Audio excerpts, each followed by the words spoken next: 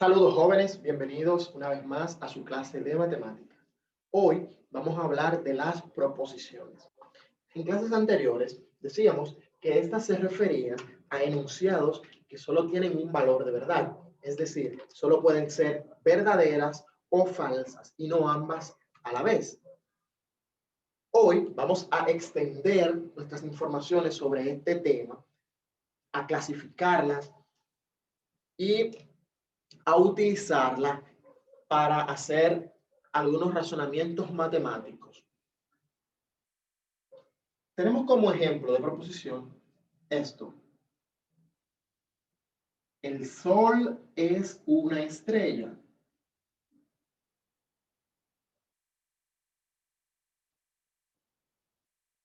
El valor de verdad de esta proposición es verdadero. Sabemos que el Sol es una estrella. Vamos a ver otro ejemplo. Si decimos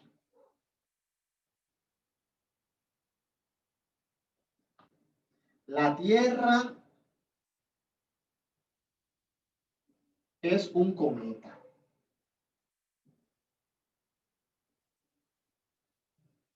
Analizamos la información, podemos decir que esta proposición tiene un valor de verdad falso. ¿Por qué?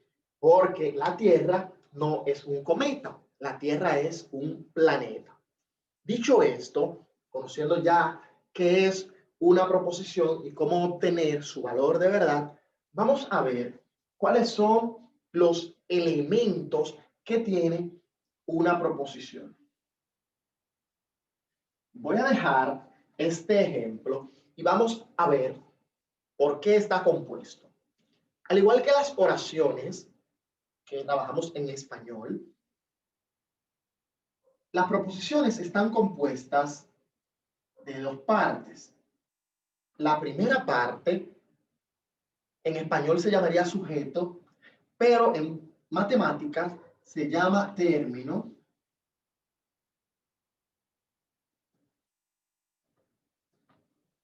Y esta indica de quién vamos a hablar o de cuáles elementos vamos a hablar. La otra parte, igual que en español, se llama predicado.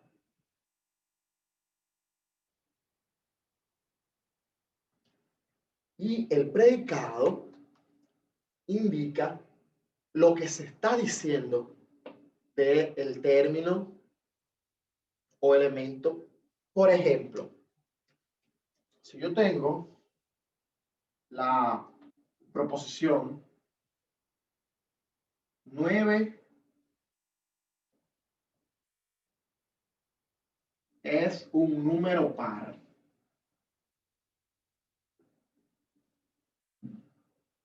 Vamos a analizar cuáles son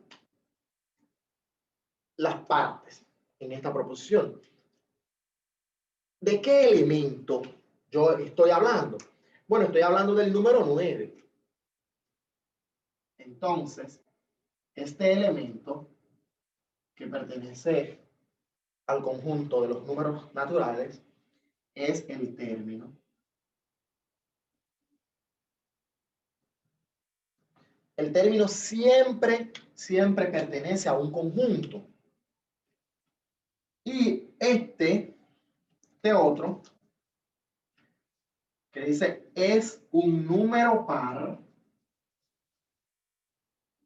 corresponde al predicado. Con esta información vamos a clasificar las proposiciones en dos, según el tipo de término que tengan. Por ejemplo, si yo tengo X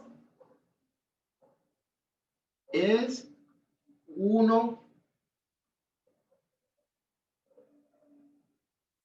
de los sentidos. Tenemos una proposición. Ahora, ¿cuál es el término? El término en este caso es X. Cuando usamos la X en matemática, estamos diciendo alguno o cualquiera de los sentidos. Uno cualquiera. Pero no está especificando de qué sentido estoy hablando, y sabemos que hay 5 sentidos. Tenemos el tacto, la vista, el olfato, el gusto. Pero ¿a cuál me estoy refiriendo específicamente? A cualquiera, porque la X es cualquiera. Este término, que no está identificado,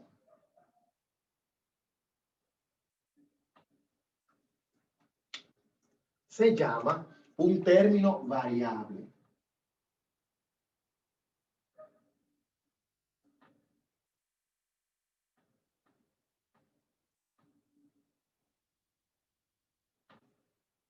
¿Sí? Es variable porque yo puedo sustituir la X por el olfato. Si dice el olfato es uno de los sentidos, sería verdadera la proposición. Pero también yo podría decir el gusto es uno de los sentidos.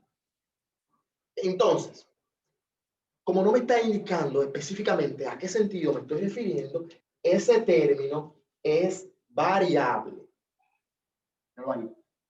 Término variable. Ahora, vamos a poner otro ejemplo para poder comparar. Si yo te digo, el tacto es un sentido. ¿Ok? Ahora, sí me están hablando de un término en específico. Me están diciendo cuál es el término del que estamos hablando. No me está diciendo un fulano cualquiera. Entonces, cuando el término es conocido, o sea, está expresado específicamente de qué estamos hablando, entonces es un término constante.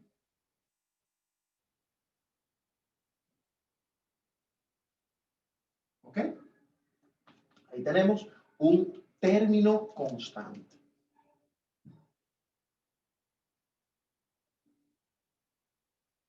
Y ya ustedes saben que la otra parte es uno de los sentidos, corresponde al predicado, pero no la vamos a tomar en cuenta para esta clasificación. Aquí lo que importa es el término. Si el término es desconocido, puede tomar cualquier valor, entonces es un término variable. Y si es conocido, que tiene un valor específico dado ahí, entonces es constante. Saber el tipo de término que tenemos nos indica qué tipo es la proposición. Cuando el término es variable, la proposición es abierta.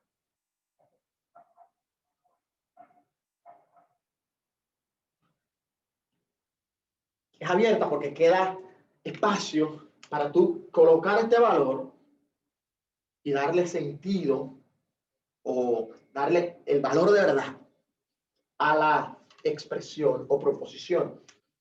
Cuando es constante, está cerrada la proposición. ¿Por qué? Porque ya no cabe espacio para otra interpretación. Ya te digo específicamente que es el tacto. No hay que buscar otro elemento que colocar. Listo, entonces ya no hay posibilidad para la interpretación.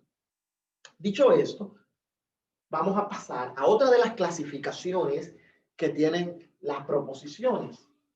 Y esta también se puede comparar con las oraciones en español. Podemos ver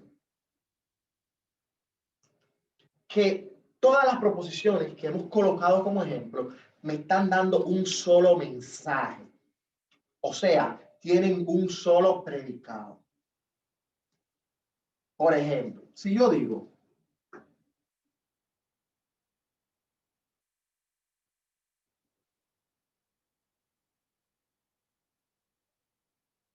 el oro es un metal.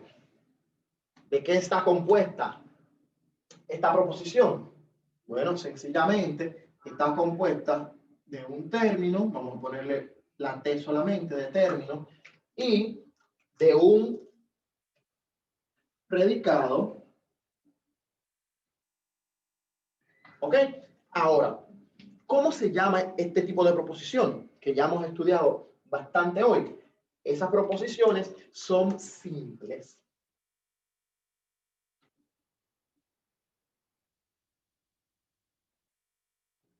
Son simples. ¿Y cuáles son las proposiciones simples? Bueno, las que solo tienen un predicado. ¿Ok? Fíjate que podrían tener varios términos o los términos en plural.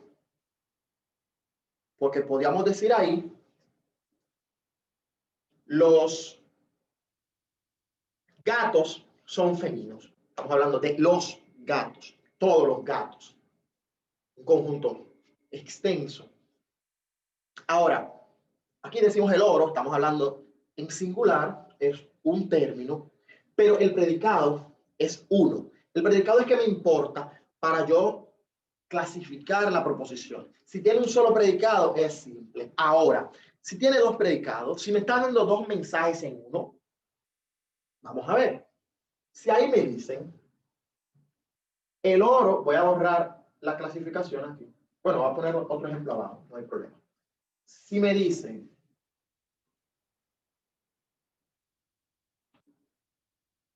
el oro es un metal y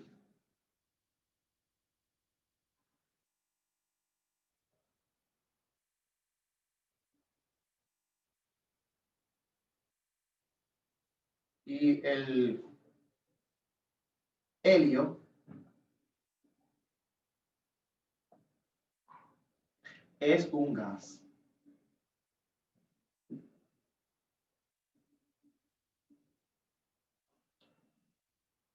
¿Cuántos predicados hay aquí? Vamos a ver. Recuerda que el predicado es el mensaje que me están dando en la proposición.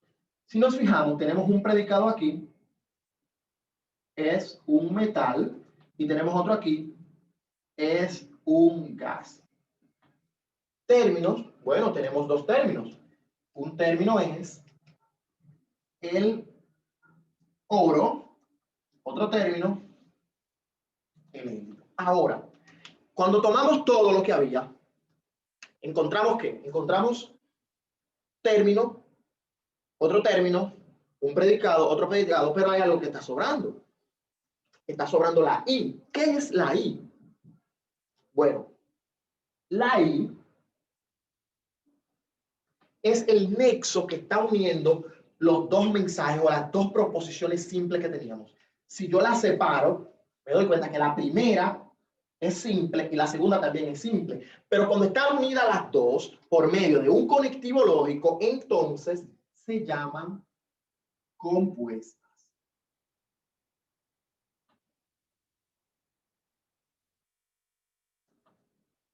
¿Ok?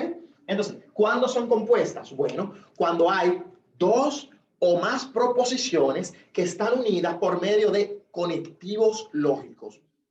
Son los nexos que unen un mensaje con otro. ¿Ok? En este caso utilizamos la I, pero hay muchísimos otros conectivos que sirven para enlazar dos proposiciones. Por ejemplo, usted ha escuchado decir,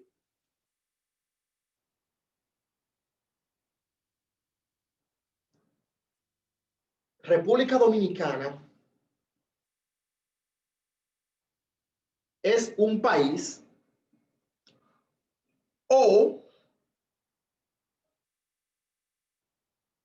es un continente. Me está dando dos mensajes y me está uniendo por el nexo O. Ahora bien, ¿ha escuchado usted una expresión de cuando te condicionan? Por ejemplo, te dicen, o haces tal cosa o pasa tal cosa. O has escuchado cuando te dicen, si no vienes a la escuela, entonces perderás la materia. Todo esto que han escuchado son conectivos lógicos que se usan en las proposiciones, pero yo no quiero dañarles el momento, así que usted, con toda la información que tiene, va a investigar cuáles son los conectivos lógicos. Esa será su primera tarea. Conectivos lógicos.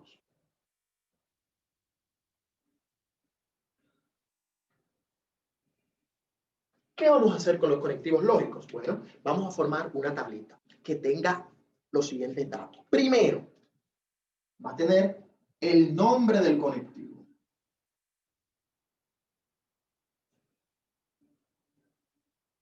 ¿Sí? Entonces, luego quiero que tenga el símbolo. Luego quiero que tenga la expresión. Y por último, el valor de verdad o la reglita para encontrar su valor de verdad. ¿De qué estamos hablando? Bueno, los conectivos lógicos que usted va a investigar le van a aparecer con todas esas informaciones. Vamos a poner un ejemplo con el conectivo que hicimos ahorita, que vimos ahorita en la proposición compuesta. El conectivo era la expresión y. En matemática, esto tiene un símbolo que es así, una V invertida o una flecha hacia arriba. Pero eso tiene un nombre, eso es la conjunción.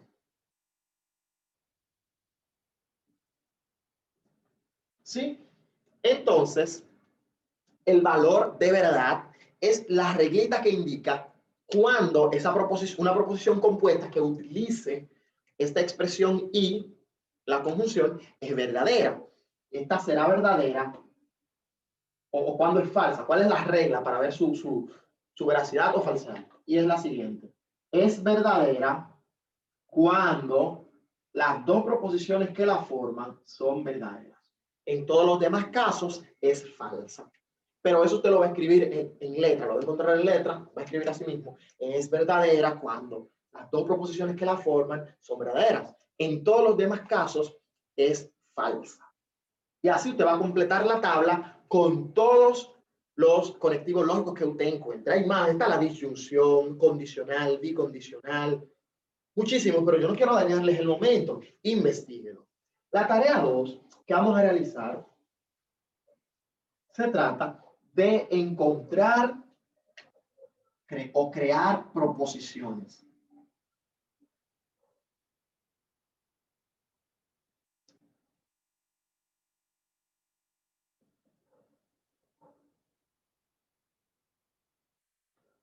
¿Cómo vamos a crear proposiciones? Bueno, considerando los pasos que vimos, que tiene que ser algo, una expresión que solo pueda ser verdadera o falsa, no ambas a la vez, que no presente ambigüedad. Entonces, vamos a hacer 10. Pero de esas 10, 5 van a ser verdaderas y 5 van a ser falsas. Pero estas proposiciones las vamos a crear para utilizarla en la próxima clase y aprender a formar proposiciones compuestas y a trabajar las proposiciones en símbolos, porque las matemáticas toman las proposiciones que están en letras y las convierten en símbolos para poder manejarlas mejor y sacar información por medio del razonamiento y las demostraciones. Ahora, en la tarea 3,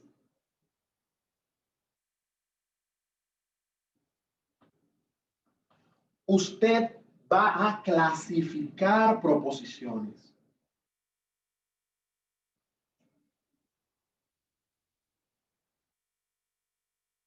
¿Y cómo será eso? Bueno, en el grupo de Facebook voy a subir una lista de proposiciones donde voy a poner todas las tareas, pero en la tarea 3 pondré una lista de proposiciones. A cada proposición usted le hará el siguiente la siguiente tabla. Primero va a tener la proposición. Por ejemplo, una proposición puede ser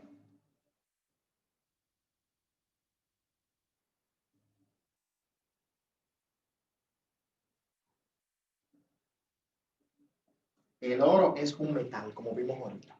Ahora, con esa proposición, usted va a extraer lo siguiente. Me va a decir cuál es el término.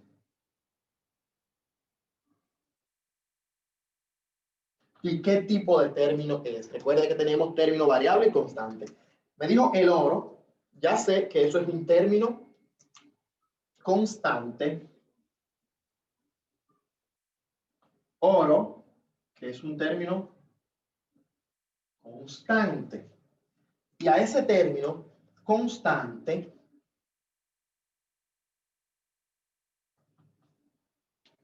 le voy a poner también el tipo de proposición que es. Recuerden que el término es que indica qué tipo de proposición es, si es cerrada o abierta. Cuando el término es constante, entonces la proposición será cerrada. ¿Ok? Y listo. Eso usted va a hacer con algunas proposiciones que le voy a colocar en la tarea. Hasta aquí la clase de hoy. Espero que hayan aprendido y puedan realizar sus tareas. Les motivo a continuar adelante con sus estudios, a practicar y a darse cuenta, junto a mí en esta clase, que las matemáticas no son tan difíciles y nos sirven para resolver problemas de la vida. Usted verá situaciones de la casa, situaciones económicas, del presupuesto familiar, que usted la va a resolver analizando un poquito, razonando por medio de las matemáticas. Así que adelante a hacer sus tareas y que Dios les bendiga.